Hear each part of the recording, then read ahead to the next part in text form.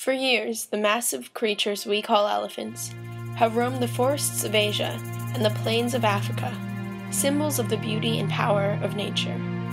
However, these majestic animals are now at risk of being hunted to complete extinction.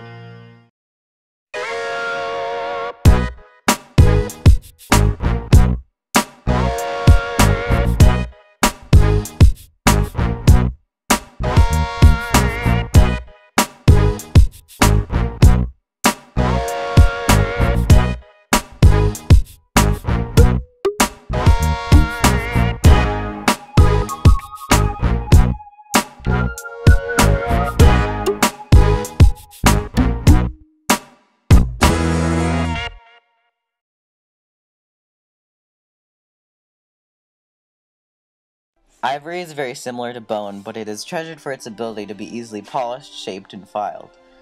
Though ivory is found in animals such as hippos, walruses, and whales, the ivory from elephants is the most used source because of its high quality and the fact that male and female elephants both have ivory tusks. Early civilizations such as Egypt and Babylonia used ivory to create ornaments for decoration. It was later used during the Renaissance for inlay work and statues. As the demand and price of ivory soared, poachers began to use automatic weapons, motorized vehicles, and airplanes to chase and kill thousands of elephants. The demand for ivory continued up until the middle of the 20th century. The African Elephant Conservation Act of 1989 called for conservation and protection of the African elephant. However, demand for ivory still existed, which led to widespread poaching and illegal ivory trade and endangerment for the elephant species.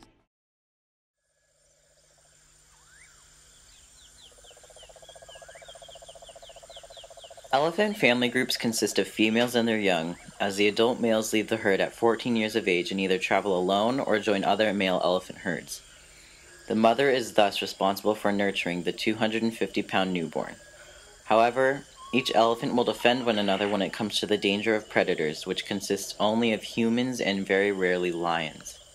Despite the fact that hunting elephants is illegal in some African countries, the high price of ivory at over $100 a pound is too tempting for people to resist.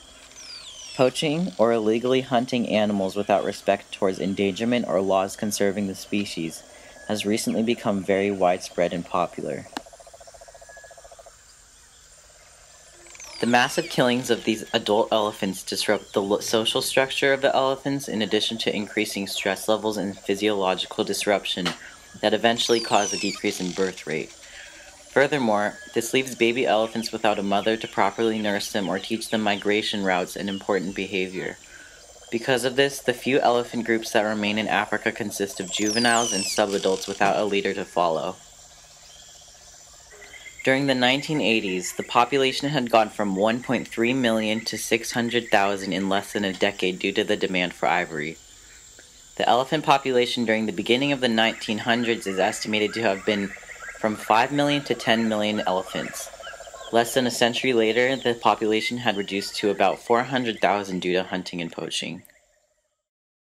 In 1989, with a still rapidly vanishing population, the African elephant was listed on the United Nations Supervised Conservation on International Trade in Endangered Species of Wild Fauna and Flora, or CITES, an act made to protect the endangered species from hunting and trade. However, the attempt was not very effective, and the death rate of African elephants still continued to rise.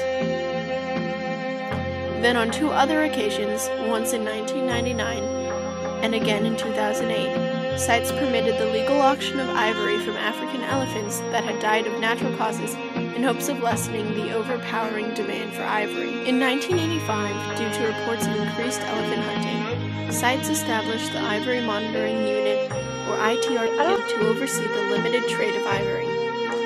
The ITRG was implemented the following year, in January 1986. Although the future of elephants looked grim, other efforts were made by outside parties such as English photographer Nick Brand, who after photographing elephants native to the Amboseli region in Kenya, created the Big Life Foundation in September 2010 in an attempt to protect Amboseli elephants from poachers by raising money for items such as vehicles, the hire of scouts and rangers, and security cameras. But the Amboseli region, although still facing the threat of poaching, is a bright new hope for the fate of African elephants in the 21st century. The Amboseli Trust for Elephants, or the ATE, is an organization that has been promoting the study and protection of African elephants for almost 50 years.